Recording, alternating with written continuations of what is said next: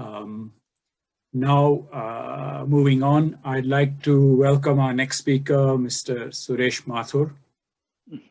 Is well known to us as SM Sir, or most familiarly by his nickname Sampu. I'm sure he won't mind that.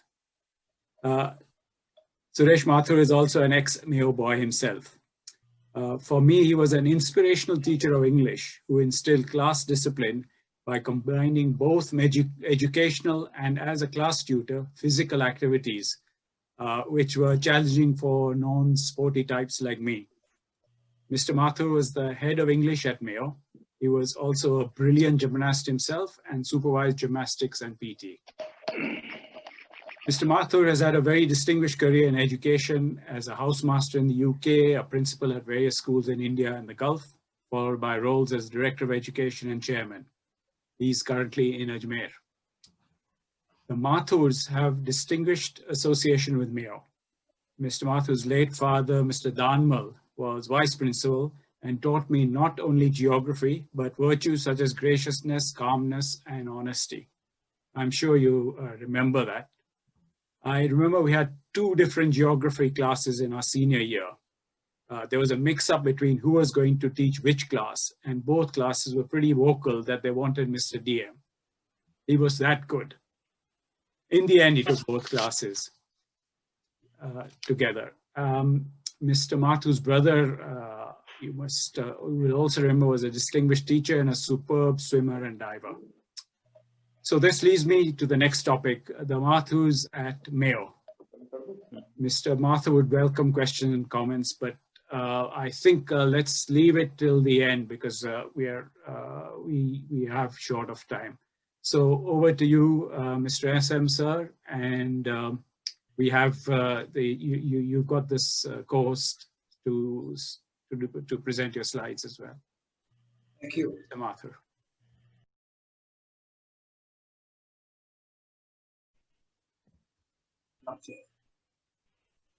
So, good evening, everybody. I'm beginning with this photograph of the 1970 ISC batch presented to me by Kamaljeet Buller. And just to tell you that I've had it since 1970, which is 50 years ago. And it's a treasure picture for me because it reminds me of so many of you wonderful lads. Thank you very much for inviting me, Pradeep. And I've been asked to talk about the Mathur family and a few comments about my time at Mayo and later on at other places. Briefly, I know we are a bit short of time, so I'm going to go a little fast because I don't want to miss out on anything. So starting with the family association, the Mathur family association with Mayo. People you mentioned my father, but my grandfather, Munshi Kanwal Mathur, he joined Mayo as a housemaster of Kota House in 1895 and retired in 1941, which is 46 years of service. So he joined Mayo just 10 years after it had been founded. And he was there. And in his farewell speech, the principal said, "No one has served Mayo for so long a period." And he worked under 6 different principals, and 3 generations of students had been in school during his tenure. When he retired, he was presented by this replica of Kota House, a silver replica of Kota House, which was presented by the old boys of his house. This portrait hangs in the Mayo Museum, just above where the visitors' book is. Then my father, Sri Dharmal Mathur, you know of him, you know him. He joined Mayo College in 1932 and retired in 1969. His 37 years of service. And here are some pictures. I'm delighted to say that the museum is named after him because he was the founder. And of course, a great deal of additions were done by Mr. R.N. Chatterjee later on. And there's the open-air map of India also, which he built with the help of students at that time. At the left, you see a picture of him, President Zakir Hussain giving away a prize at the prize giving. He was a great scout, and he was presented with a silver elephant awarded by the President of India, which is the highest award in scouting in India. And on the right, you see a picture of him hoisting the Indian and Pakistani flags on 15th August 1947 in France. A combined contingent of scouts had one from India. And when they were there, they announced the independence. And so they made flags out of turbans of the Sikh students who were there, etc. And my father hoisted the Pakistani flag, and a Pakistani student hoisted the Indian flag. So that was something. He was also the founder principal of Mayo School, which was mentioned earlier by General Kulkarni. And here in 2009, the Department of Post issued a postage stamp in his honor. Next is my aunt, Mrs. I. Nath. I suppose some of you would probably remember her.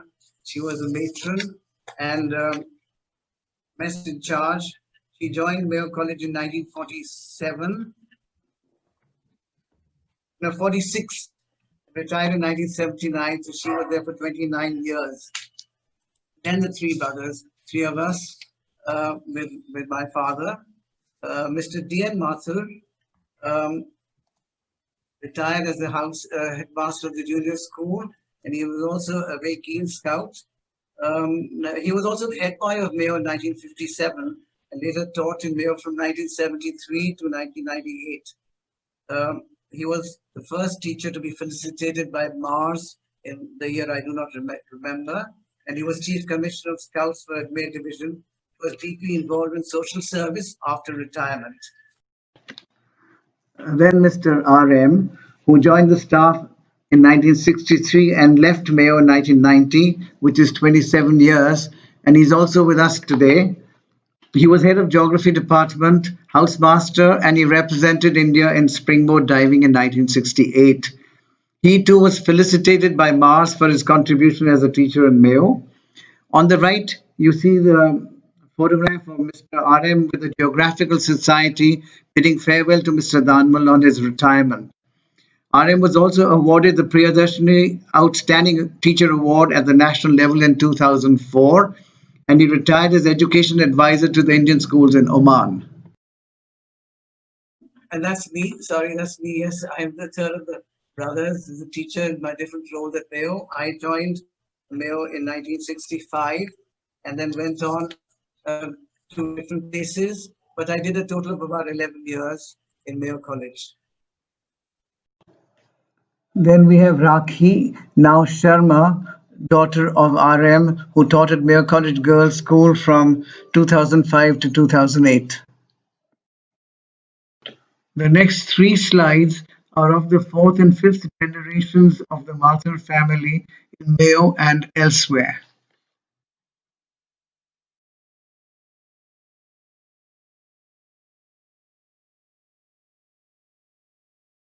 The Mathur family's unbroken association with Mayo as teachers was from 1894 to 1998, which is 104 years. And the total number of principals, somebody said 17, but they're 19 in fact. And barring the first one, Oliver St. John, and the last three, Samar Badri, General Lalhotra, and General Kulkarni, our family has been associated or has worked under all the other principals. This is an interesting one. It is a Mathur family contact years with Mayo. On the left, you see as teachers and staff members, each person and the number of years he's put.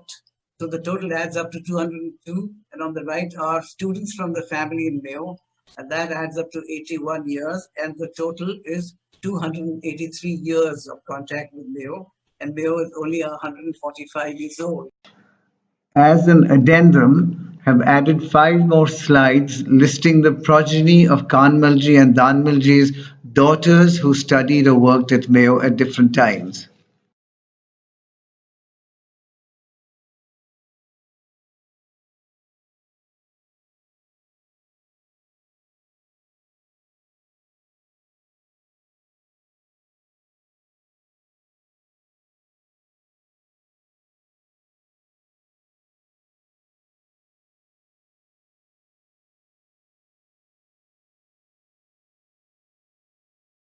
This slide gives the entire Mathur family's overall number of contact years with Mayo, an astounding 387 years. Now, my school days. I have some brief recollections about my school days. It's not because these are the most memorable things, but these are the photos I could find. This is, I joined Mayo. It was interesting. My brother used to go to school in Mayo, and I was not admitted there. So I used to follow him and sit outside the classroom and wouldn't go in. So one day the teacher inside just got me by the hand and sent me to the vice principal then, which was Mr. Ghosh, and said, please admit him. He's coming here all the time anyway. So I was admitted without my father's knowledge. And so I'd probably be the only student who got admitted on his own in Mayo College. We were, I was in the LKG, and at that time, in 1951, the LKG was in Jhalawar House, and the numbers in the school were very small, about 140 students in all. And this picture is when I think I was about 12 years old. Mr. Gibson took us to the Doon School to perform a Midsummer Night's Dream. I am the first fairy, which is bottom left, sitting down there. And one of my school days is when I was getting the FCC Troop Award. And the picture of Mr. Gibson and Mr. Darnwell also. So I recall those years, the teachers were very, very able, but very, very strict also. Here's a very, very nice picture of some old teachers and some new ones together. We learned a great deal from our senior teachers. And but I can tell you that they were very tough and very strict. Corporal punishment was the order of the day. And I can recall some very, very nice punishments which we used to get.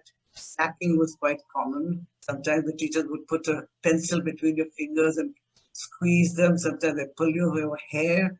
I don't think that sort of thing happens anymore, but that was accepted by the parents and by the students and by the teachers. That was the way it was done. Another picture is of Mr. Naidu. I think you'll remember him very much. I recall that he taught us swimming. And you know, he never entered the swimming pool himself. He was not a swimmer, but he made us jump into the deep end, had dalga tilts, and made sure that we all learned how to swim. So that was a very, very special thing to recall. Then all the houses had their own messes at that time in the 50s. I remember having meals in the mess in Jaipur House and then in Jodhpur House. And eventually, there was the central mess in the beginner pavilion. All the whole school, 140 or 130 of us, all sat in the hall now in the beginner pavilion and had meals together. Then Mr. Gibson arrived in 53, 54, and lots of things changed. The first memory I have of his arrival was when he was being introduced to the senior classes. And one of the boys, Vijay Singh of Makrana, was introduced. And he said, sir, I'm Vijay Singh of Makrana, and I'm married. And Mr. Gibson was quite furious and annoyed. He said, how can a boy in school be married? So he called my father, and my father confirmed that he was married. And that was quite a startling thing for Mr. Gibson to realize. We had the Congress session in 1954. I remember Mr. Pandit Nehru going around in the Jeep with Mr. Gibson. And then the changes which came with Mr. Gibson were, I think, the focus on academics increased, and we got government scholars. And I remember one particular lad who was senior to me, of course, Ram Krishan Papriya. His roll number was number 1, and he was outstanding and just shook us all up with his intelligence. Then the mark cards were introduced. I don't know, I'm sure you will remember the E, A, and F. The effort, achievement, and faithfulness, and you could get a 9 for effort, you get only a 4 for achievement, or you could have it the other way around, hardly trying but a bright guy, he gets a 4 for effort and 8 for achievement, and he will be picked off for that kind of thing. So the detention cards and red cards were rampant, and I must confess that I was constantly on detention cards and red cards because I was a very poor academic student, and detention cards also meant punishment drills. So after games, we would go to the Udaipur ground and have PD given to us for being on DC. Then during Mr. Gibson's time, there was harvesting in the field.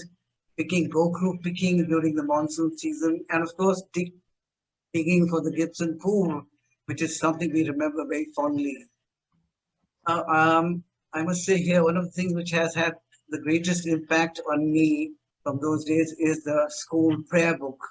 Especially the prayers like some lines I still remember.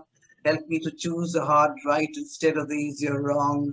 No fear when truth and right are in danger. When I'm in the wrong, give me the grace to admit it wholly. These are things I remember about school days. And then I became a teacher in 1965. There I am, 5 years out of Mayo, went to college and then came back as a teacher. My intention was to really prepare for the IAS, and Mr. Gibson met me one day and said, "What are you doing?" I said, "I'm wanting to prepare for the IAS," and he said, "Why don't you teach while you're preparing for it?" So I fell for it and joined Mayo, and before I knew it, 4 years were gone, and there was no sign of preparing for IAS. But I never regretted it.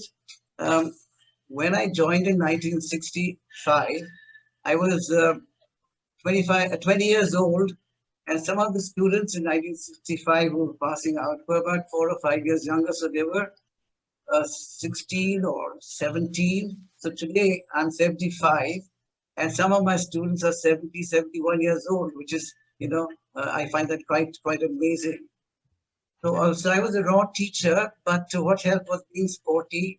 It was mentioned that in those days you had teachers who combined academics with sport, and so they uh, got on well with the kids. And during my time in Mayo as a teacher, I did several things like editing the magazine, directing school plays, etc., and etc.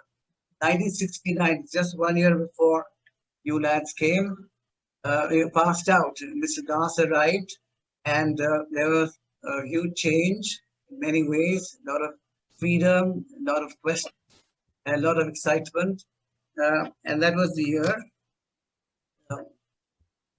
Okay, then in 1973, I went off to England to teach in Stanbridge School. There are some pictures of Stanbridge.